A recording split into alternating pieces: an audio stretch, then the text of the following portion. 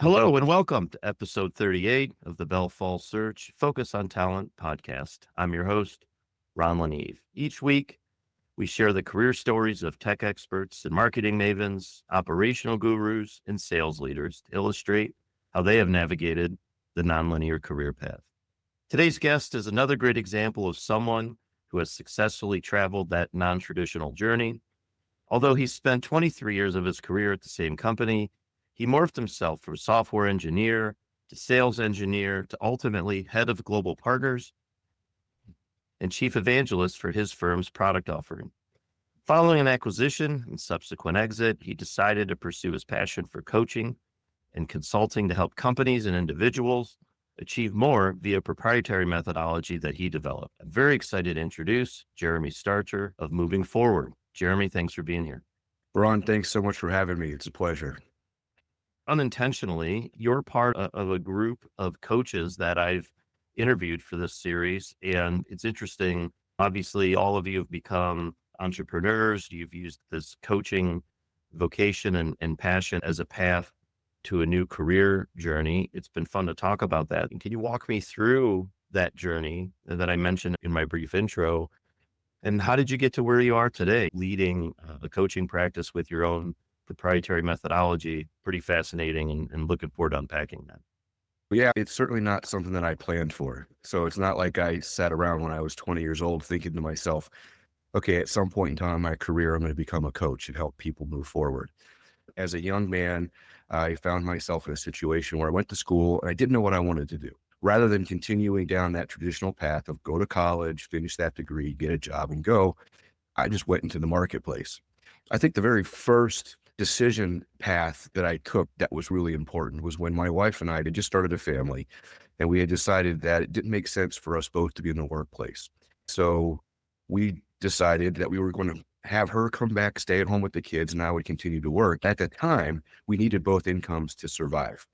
And what that did was it put me into a situation where I needed to go into work with an idea in my head and the value that I knew that I was creating and say, okay, this is a decision I want to make for my family and I need to make more money.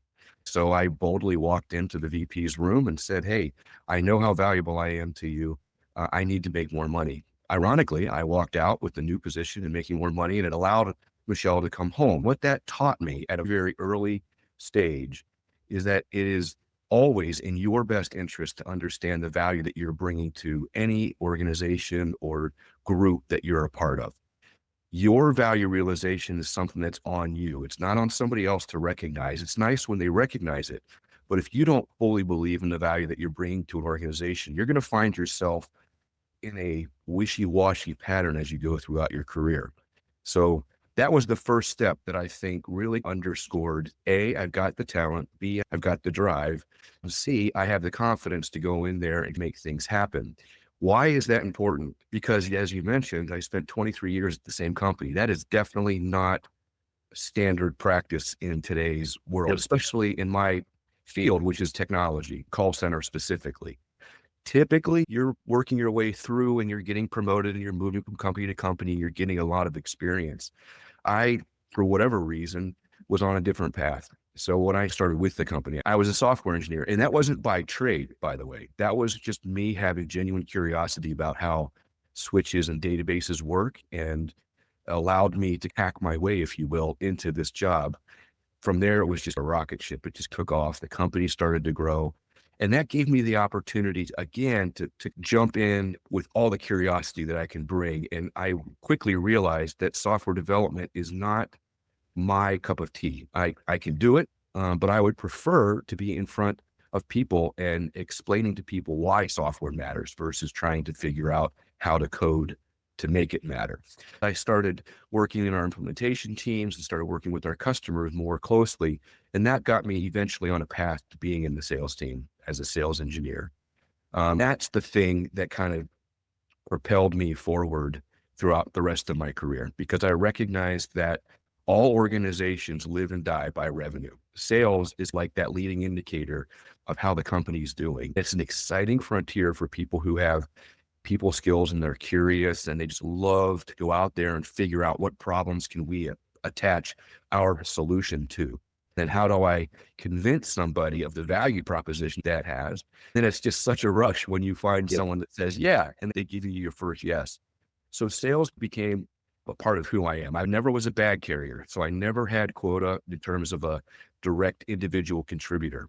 I ended up going down the sales technical support and operational side, and then eventually wound my way back into management, as you mentioned, as global head of partners, which was probably one of my favorite positions I've ever held inside the corporate world. A lot of twists and turns, but all along the way, it was a natural curiosity that I had, not only for myself, but for what technology could be used for. I think that curiosity, I was never satisfied or happy that I knew the answer, allowed me to open a lot of doors in my career. Curiosity has definitely been the most common theme throughout all these conversations. When you look at 23 years at the same company, on the surface, it seems pretty linear. Hey, just took steps up the ladder, but it was, as you described, it was nothing like that whatsoever. It was a mix of intentional decisions and probably some, serendipity along the way. Is that fair to Without a say? doubt. Working for a small company, when I started, it was a very small company. I think I was Yeah. employee number 13. You are forced to wear many hats. If you want to stay relevant inside of the company, you want to always find a way to provide value. That obviously resonates with me because I'm just curious about everything. I learned how our financial team worked. I learned how our administrative team worked. I learned how HR worked. I learned how software service and support works. I learned how obviously software is built. It gave me the opportunity to experience a lot of roles within the organization that maybe a more traditional path would require you to be more intentional with. Oh, I don't know. Maybe finance is my thing. Now I have to go and get a job in the finance team versus, oh, I'm curious how that's going to work. So let me just go and work with the financial officer and figure out if I can solve a problem for him or her. That is not something that you see on my resume. To your point, when you look at the resume, 23 years at the same company, and that's great. It's staying power. That's loyalty, but it doesn't necessarily shine a light on how many different facets of the organization I was able to learn. And more importantly, end up leading and coaching through change. One of the things that I'm the most proud of in my career is the vision of seeing a movement to the cloud before most people did. Now, granted, this was not something new to Ohio. This was something that was being driven by a much larger market force. Mhm. But Mhm. inside of our company and inside of our niche product set, there was just a, not resistance, but a inability to see how important it was going to be for us to operate as a SaaS provider in the future. I held on to that vision for many years, speaking with our chairman, speaking with our CEO, speaking with our vice president team, our exec team, trying to get folks to recognize that there's something that we need to be doing to prepare for the inevitability. Fortunately, because of my curiosity and because of the credibility that I had with all the people I just mentioned, I was given some leeway to go out there and start doing some due diligence and start looking at the marketplace. What should we do? Eventually led our company to acquiring a cloud platform that in 2020, when COVID hit us, became our number one revenue producing platform because all Sure. of a sudden you had to be able to get your software up and running quickly. You couldn't worry about a 3-month or a 6-month implementation cycle. It literally saved the company from being challenged like most companies were back in 2020 when everyone was going home and trying to figure out how the workforce was going to work. That time period really helped me understand that my passion is not necessarily working in a corporate environment and helping shareholders get to where they want to go. That's important. That's valuable, clearly. But my passion is doing the things that nobody sees yet. My passion is the guy that's knocking on the door that says, hey, we've got an issue that's coming up, or we've got an opportunity that's coming up. Let's start preparing for that. Or the guy that's always, we could do better. We could do better. Let's figure out a different path. How can we be more efficient? How can we be more productive? I think all of that kind of led me to where I ultimately wound up, which is, hey, why don't I just go ahead and launch a coaching practice? Great story. But before we move forward, no pun intended, I have a couple more questions if you don't mind. Sure. At the time, it was called Virtual Hold Technology, right? How did you get the opportunity to go work there in the first place? Oh, that's a great question. So when I was in college, I moved out into an apartment for the first time. Living on your own and paying your own bills, it's a lot more expensive than you ever think. You're in college, you do stupid things. You don't plan for the future very well. I ended up in a situation where I needed a job so I could start paying the bills. So I needed a job I could bike to because I didn't have money for gas. That's how terrible the situation is. My sister's roommate's father actually worked at a company at a call center, and they needed people to help. It was within a mile or two of my apartment. So I could take my bike and ride to there and back. I'll just do it for the summer and hopefully get through this hard time. I started going to this call center. I'm not a phone talker, but whatever, what, you got to pay the bills. 30 days later, for whatever reason, this guy gave me a promotion to being a supervisor. So now I found myself in my first management role, if you will, where I had other college students that are there working the floor, and they're looking to me for guidance. I'm like, wow, what is happening right now? That gentleman that gave me that opportunity, he was the call center manager at the time, eventually left the company and went to VHT, Virtual Hold Technology. Within 45 days of him being there, he called me up and said, Jeremy, you've got to come and join this company. They're going to change the world. We need people like you, people who understand the call center, people who can come in here and help us with our data strategy, because that's what they hired me for. Now, a little bit I know back then that the startup companies have to be very careful about who they hire, and they have very specific needs. In this particular case, they didn't have anyone that understood relational databases. More specifically, they didn't have anyone who understood how a call center and its technology stack uses relational databases to create dashboards and reports for the call center. That's what they brought me in for. Help us understand what data we have in our system and how it maps to the contact center, so that we can have a value proposition that we can go back and demonstrate, not just talk about in a PowerPoint slide. Again, I'm early 20s. I have no database training. I have no software engineering training, but I do have the fact that I've been working for a contact center. I was a supervisor, a project manager, an account manager for them. I eventually got to a point where I had to start producing reports to our leadership team at the contact center, as well as our customers, on how we were performing, which led me to the need to understand, okay, how do I hack into the database and run my own scripts? The reporting package that came with the contact center package wasn't flexible enough. So I walked into my interview at VHT. I met with at the time, the head of development and one of her lieutenants. They had up on a board, they had a problem that they were trying to solve. I walked up there and I said, why don't you do this? I wrote a query with an inner join with the tables that I saw up there. And the lead engineer looked at me and he goes, you got to be kidding me. And I go, no, I think that'll work. What do you know? It worked. And they hired me on the spot. They said, we got to have you come in here. So that's how I got to VHT. Another one of those opportunities where, back then I wasn't making a whole lot of money, yet I had a family, and I negotiated a little bit higher salary than they wanted to give me, because I recognized, oh, I have something that you want and that you need, and I've demonstrated it to you already. So let's just make sure that we're exchanging that value. So that's how I got to VHT. Wow. I don't think we've talked about before. That's a great story. The other thing I wanted to just point out, this is also 2000, which was a pretty time for the .com bust and 9/11 and everything else going on. You were working at a startup company, a software company in Cleveland, Ohio, right? Which was virtually unheard of, and revolutionizing or changing the call center space, which probably people take for granted these days, but at the time was ahead of its time and a product ahead of its time. So fascinating story. And it was the product and the solution and the value that it created that kept me at that company. So just real quickly, if you've ever called a contact center and you've been asked to receive a call back rather than waiting on hold, that is what virtual hold technology brought to the world. First company that did it. We were the only company that did it for decades, where we could sit on top of any type of contact center technology stack.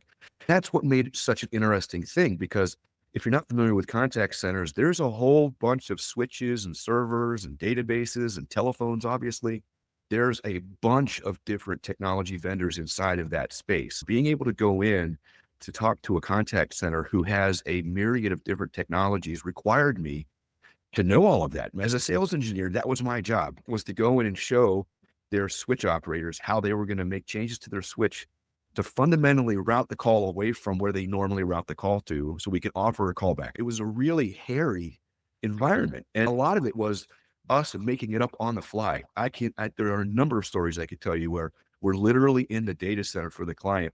Software engineers are over here coding the software because we want to make sure it works. I'm out in the contact center shielding him, making sure that no one knows there's a man behind the iron curtain. Pre-SaaS, right? You're not releasing things to the cloud or anything like that. No, this is when Google was just getting started back then. Chrome was this thing that no one really knew about. Google, the website, was this thing that was like, oh, what's this thing? I can remember the developers going, yeah, we're using this thing called Google. This is before it became a verb. Well, phones probably weren't even a thing really yet either. The iPhone didn't come out for another 7 years. Yeah, I remember very specifically that we had a whole different way of communicating back then. But of course, we were also all together, which is something that was not so much rare back then, but it's certainly rare now to find a company where you're not just virtually spread in multiple locations. Thanks for sharing that. Yeah. I know, what is it, about a year and a half ago, you moved on from that opportunity.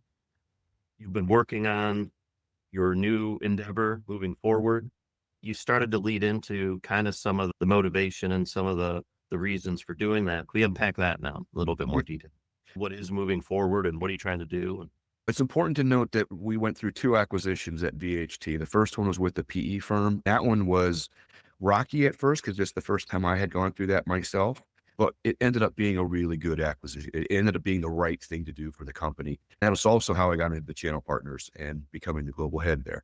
But more importantly, it was the second acquisition that kind of started to stir the pot for me, because the second acquisition was a company out of California bought us, and the culture fit wasn't there. Our organization's culture was vastly different than the new organizational culture that we were going into. So after about a year and a half of trying to figure out how to fit inside of that and try to navigate my way inside of that organization, I quickly realized that maybe it's just not the right fit and it's time for me to actually make a change. I started to ask myself, what does that look like? Because if you never worked for a company for 23 years, it can be a little scary to consider going and doing something else. In my case, I had a limiting belief that the only thing that I was good at was selling callback to contact centers. That was the only thing that I was really good at. So why would I go anywhere else? Because I'm not going to be able to do it. It was just a limiting belief. I didn't call it that back then, but it was something that was underneath. It was my perspective at the time. A good friend of mine, a colleague of mine, suggested that I start to read 2 books, which kind of shifted my way of thinking. The first one was Meditations by Marcus Aurelius, which I would encourage every person in the world to read at least once through. It's just a wonderful reminder that the most powerful people in the world from decades, centuries ago, struggled with the same issues that we struggle with today, like their perception, the fact that they're going to be challenged. There's going to be obstacles. There's all kinds of great goodness that comes away from reading Marcus Aurelius. The second book was The 6 Types of Working Genius by Patrick Lencioni in the Table Group. This book is what inspired what got me started with the Moving Forward Reframework, which we'll get into in a second. In it, it posits that there are 6 types of working genius, that you're really good at 2 of them. When you do them, you're in the flow. You've heard of people say the flow, right? I was in the flow. Yeah, that's 1 or 2 of your working geniuses, what you enjoy doing, what motivates you. You have 2 working geniuses that you can do if you want to, but if you do it for too long, it just gets boring or you get exhausted. And then you have 2 that it's like drinking a cup of coffee with the hole in the bottom. It just drains you completely. So you got to be very careful. This was transformational for me because nowhere had I ever considered or thought that I was wired in a certain way, that I had a certain physiological design that kind of pre-programmed me to fit really well with certain work efforts and not so well with other ones. The very first question that it asks in that book that I remember, maybe it's not the first one, but the one I remember was, what motivates you? Yeah. What gives you energy? I stopped and I said to myself, I can't answer that question. I don't know what the answer to that question is. It created a moment of terrifying anticipation because it was like, wait, I can't make a decision on what to do next in my life until I figure out more deeply who I am, how I'm wired, and why I'm here. I know that those are all philosophical. Those are big questions that everyone likes to talk about, but I didn't want to be able to just talk about it with colors and buzzwords and feelings. I wanted to get really precise. Can I describe myself to myself that is accurate? Can I use that to understand what my next step should be? What's amazing about this is I love walking. I think walking is something that everyone should be doing more. It started when I was training for my Mount Everest trek, but we'll get to that in a second. But I went for a walk that day. And when I came back from my walk, I was coming down the hill, living in a cul-de-sac at the bottom of the hill. My garage door was open and my cars were in there. One of my license plate says MVG FWD, moving forward. That's my mantra. It's always been my mantra. In that moment, I had this idea in my head. I was like, hey, if you want to answer the question that's been bugging you, what gives you energy? You need to figure out a framework that you can use to help you dig deeper. So I came downstairs, went to my whiteboard, and I wrote MVG FWD up on the whiteboard because I like things like that. And I was like, what could M stand for? It was like a screaming thing. Jeremy, you know what M stands for. It stands for motivation. You have to ask yourself the question, what gives you energy? And conversely, you need to know what drains your energy. Yeah. Because you want to align your next steps with that. Because we all have to do stuff we don't want to do. But very rarely do we sit around and say to ourselves, oh, I'm going to intentionally schedule time in my day to do the things that I love to do. If you don't do that before, you're restless and you're exhausted and you don't know which way is up. So that started about 1.5 years ago. And I was like, okay, I got to go deeper. We're onions, man. We got layers and layers and layers. And you'll never, ever stop finding new things about yourself if you continue to just go deeper. Just be curious and just keep going deeper and going deeper. So that's what I did for the next several months. Then I ended up on another podcast. For some reason, we started talking about this. And the next thing I know, I have people asking me, hey, do you have a book about this? Or, hey, do you have resources that I could read? Then I started thinking, maybe I could do something with this. Wow. Those were the kind of bricks that were laid on the path that eventually got me to say, you know what, I got to do this full time. And I got to devote all of my energy into helping people find their forward in life, no matter where they're at, and then help coach them through that. So that way I'm being fed because I'm learning constantly by working with other people. But more importantly, it's tapping into one of those 6 working geniuses that I'm so darn good at, which is ideating. It's helping people get through the fog of their normal way of life or their normal perspective and shine some clarity inside and say, okay, what's truly important to me? And how can I be intentional with making moves in my life that draw me closer to that design and purpose than what I am today? Isn't it amazing how sometimes it takes other people to hit you over the head with what you should be doing because they see it they almost see you talking about it from the outside. And it's so obvious to them, but it's maybe not to you. Every time I have a conversation like this, it just makes me pause and just stop and think about that. No question there. It's just one of those things. But you've hit the kind of nerve of what a good coach does and why coaching is important, because it is so easy to get in a rut in the way that you approach your day, just tactically, from how you schedule your day to what kind of tasks you're doing throughout the day, to how you even view tasks. I don't do to-do lists any longer.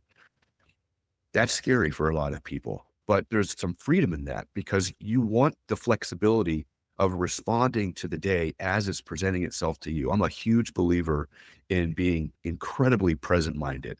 Yes, we need to have an idea of what the future looks like. We need to know where we're headed, but we need to be working and operating in what's happening in our lives right now in this very minute.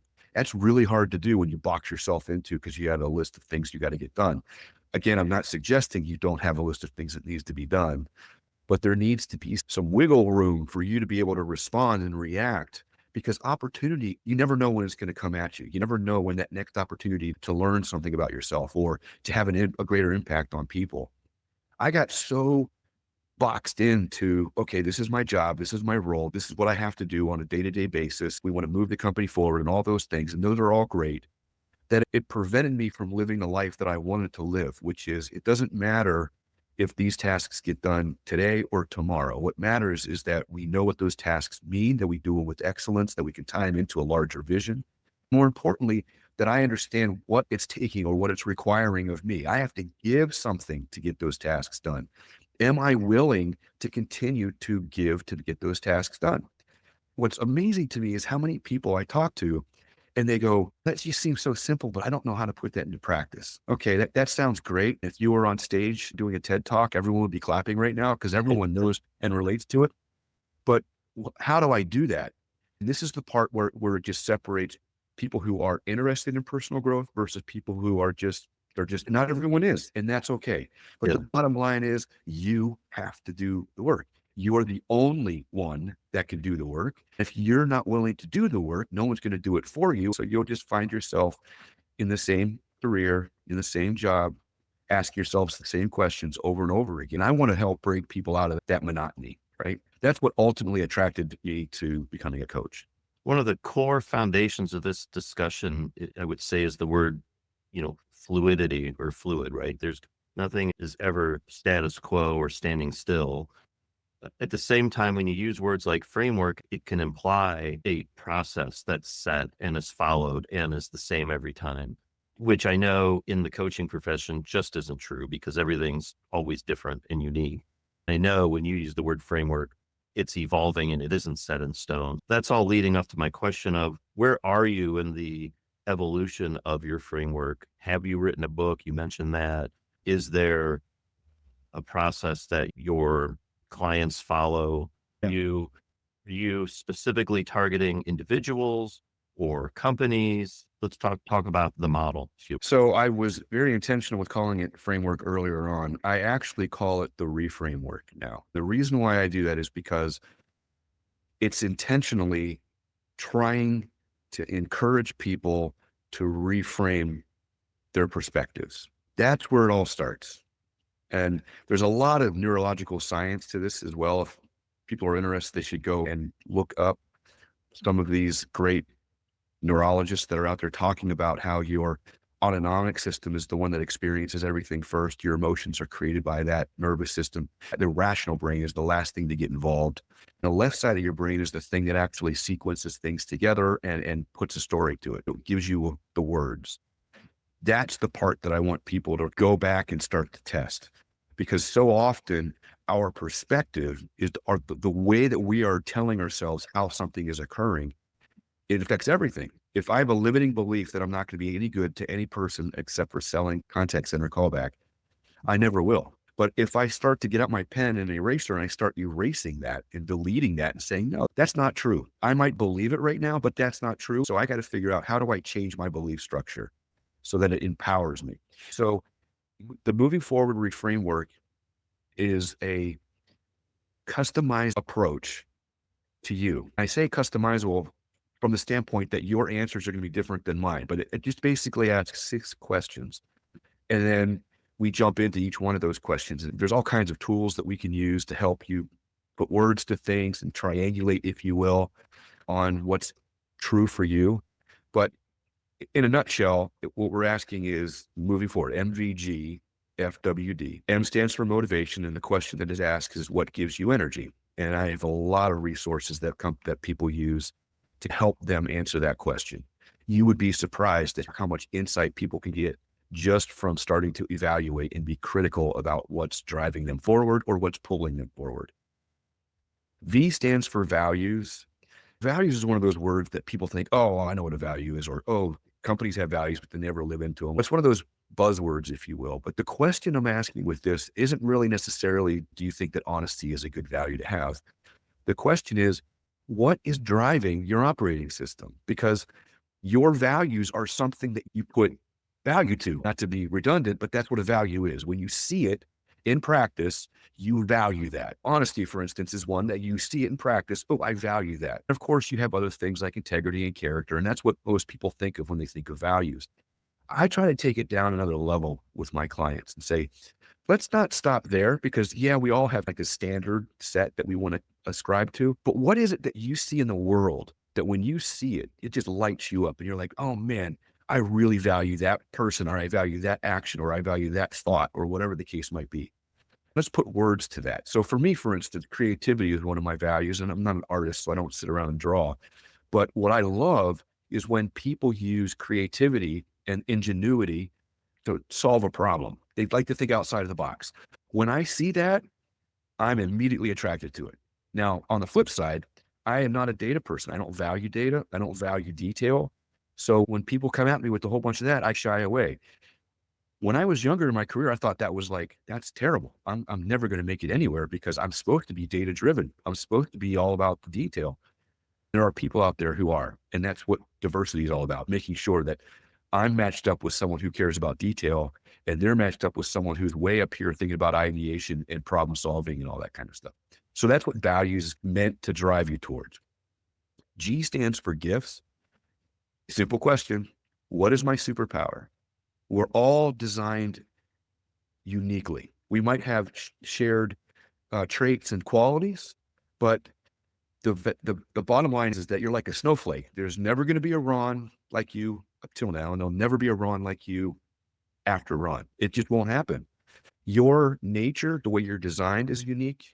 Your nurture, the way that you've grown, your experiences is unique. And your notions, the choices that you've made is unique. All of that creates this incredibly unique fingerprint. If people would lean into that and embrace it and endorse it, maybe they could find a little bit more joy in their life because they're like, okay, this is what I'm really good at. These are the things that I value. This is what motivates me. Okay, let me shape my life around those things as much as humanly possible. And F stands for framing. It used to stand for faith. And then I quickly found out that faith drives a different perspective on things. I didn't want it to go down a spiritual thing, although that's important. Framing is really about what is the story I'm telling myself? What's my belief system? Do I believe in a certain religion? And that's fine. We need to understand that. Do I believe that I am worth it? The deeper you go on this, the more enlightening it becomes because you're like, wow, I've really held myself back. W stands for work. I kept it very generic because we all have to work. Work at a simple level is just getting things done. Mhm. The question there is what work or what effort, when I'm doing it, brings me fulfillment, satisfaction, and joy. It's a way to take some of the other things we've talked about and channel them directly into tasks and efforts that really light you up. It's not about changing careers because you figured out, oh, I shouldn't be a software engineer. If that's the case, change the career.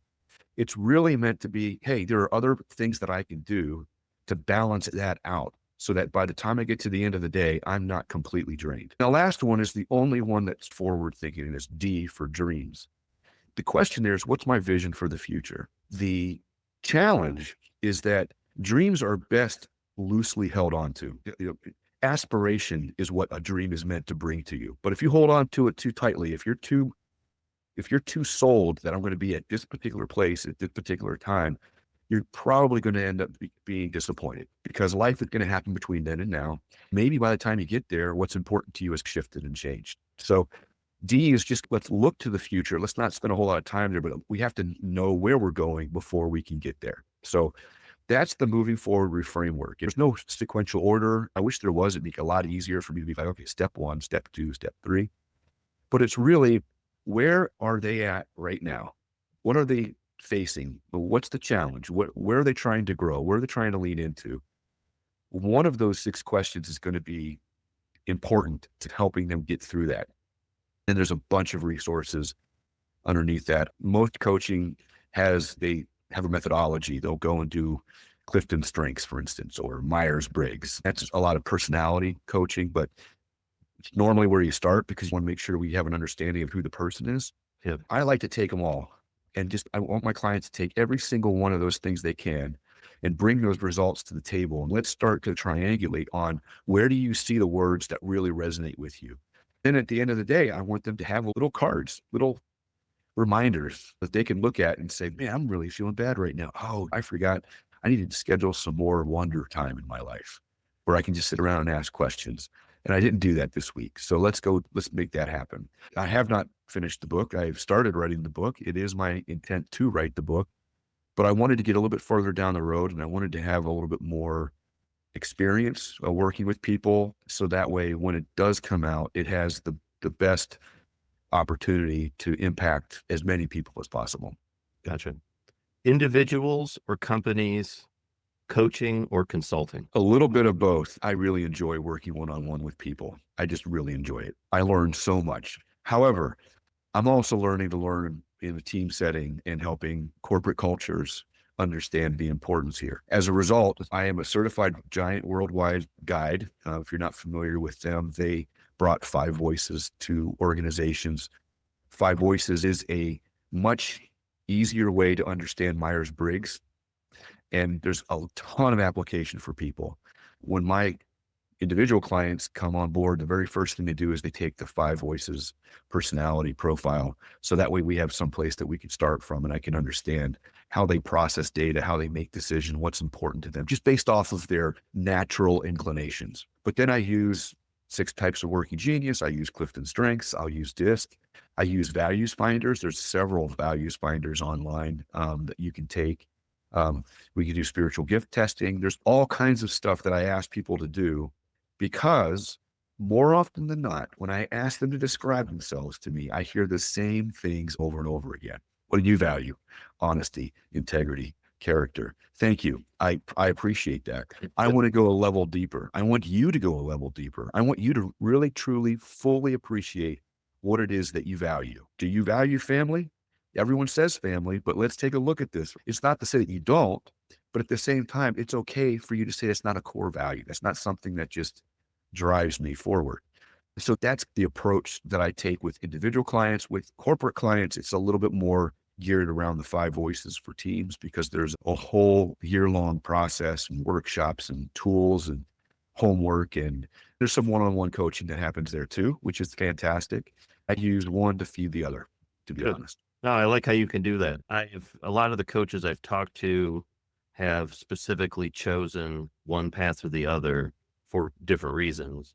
It seems like you've built a a fungible path that can service both individuals and teams. We can go on and on about this topic for a long time. I appreciate you sharing all that. I don't want you to give away the whole plan either. That's the cool thing about it, is that it is truly customizable. I just spoke with a gentleman out of Georgia the other day, called me up out of the blue from the website, and we started talking, and he's, I have no idea what this is, but this sounds really interesting to me. Can you send me what's our next step? I said, there's really no next step. The next step is, let's get coaching. Let's get to work.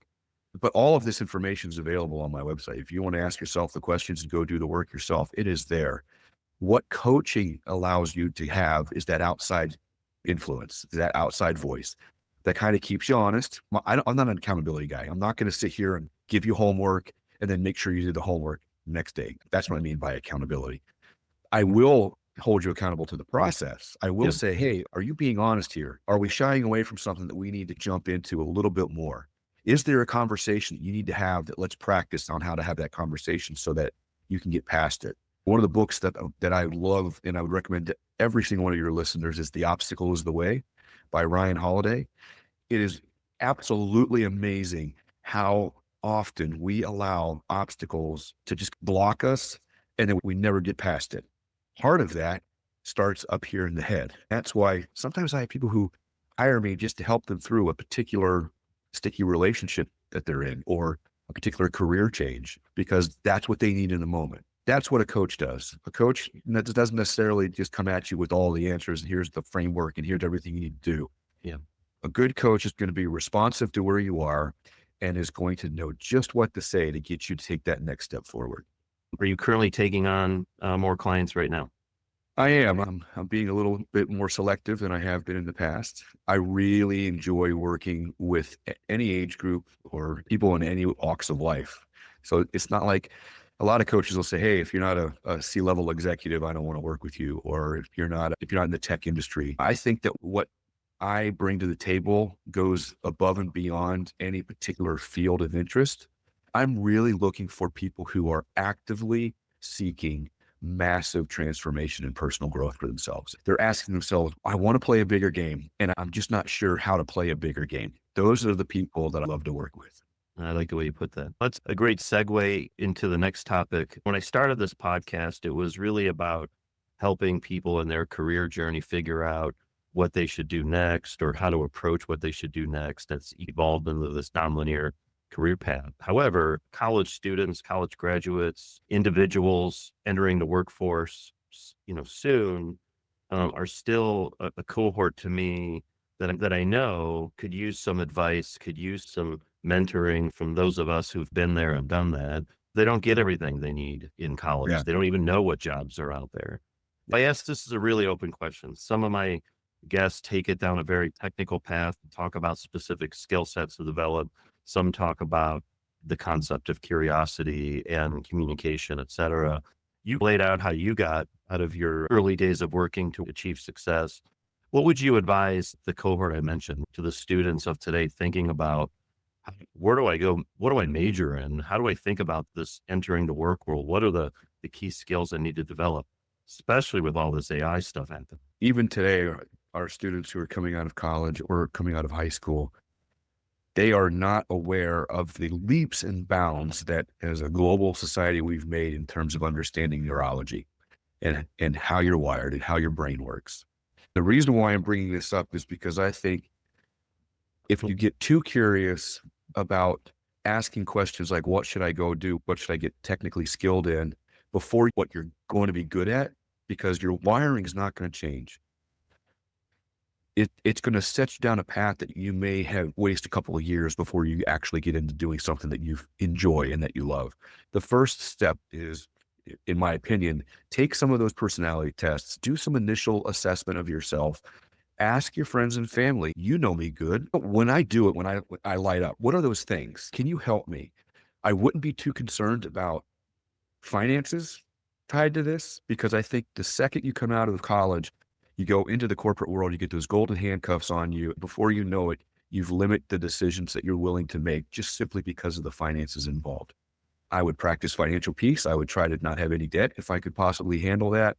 Then I would be looking for opportunities that allow me to lean into what I'm good at doing.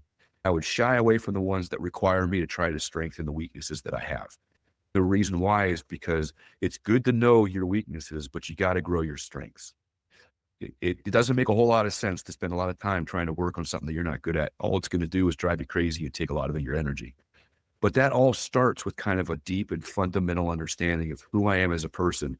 Not, okay, I was a jock in high school, or I was a nerd in high school, or put whatever labels you want on this thing. Or I went to college and I realized, oh my gosh, the world is ending. So I became this like raging social justice warrior, which is great. I'm not taking away from that. What I'm saying is, be careful what you pour yourself into, because that is the event that's going to dictate what your next step could look like. More importantly, it's going to shrink your window, because now all you're going to be doing is looking, okay, I was told I should be an engineer, so I'm going to go to school, I'm going to be an engineer. The next thing you know, you're not looking anywhere else besides being an engineer. So just like I instruct my clients today, let's take a step back. Let's not assume we know anything. And let's do a deep dive into who we are, how we're designed, and what we are naturally passionate about, because that is going to put you on the path to fulfill your destiny. I hate to say it, but that's what's going to happen. Tactically, I would encourage anyone coming into the workforce.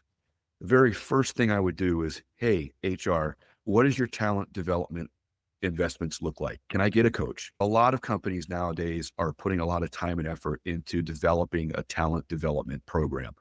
It's more than just, hey, your supervisor is going to give you a one-on-one and you're going to have an annual review.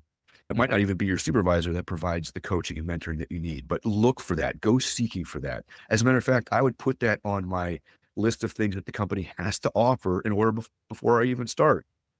Find out how important you're going to be to that company, because you want to take advantage of any assets that they might have for you, including personal coaching, which is growing inside of organizations. Ultimately, it's up to you. You're the only one that can, I don't want to say control your destiny, but you can certainly control yourself in the way you live your life and set yourself up for a fulfilling life if you take yourself seriously. You mentioned something that a lot of my guests have, and that's, I would call it allowing yourself to be vulnerable. To your point, you said, ask others to tell you what they think you're good at or what they see as lighting you up. I don't think enough people do that. They try to figure it out themselves because that's what they're told they got to do. Use that collective wisdom, use the people around you that know you so well. It's a tremendous asset. Your mom always told you, be careful who you hang out with. I think that you have to know what you're looking for. You have to know what questions you have or what information you're looking for. You got to know who to approach. Who can I trust? Trust is an important thing here. When you're becoming vulnerable, you are opening yourself up to potentially changing something major in your life because of something somebody said to you. Mm-hmm. Always surround yourself with more than one or two people. You got to have data points that don't represent a particular frame of view and bounce that off.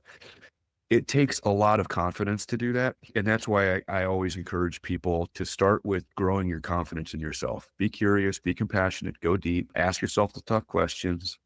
Be okay with the fact that not everyone's going to like the fact that you're answering it a certain way. Is there any other books or even podcasts that you want to bring up as suggestions?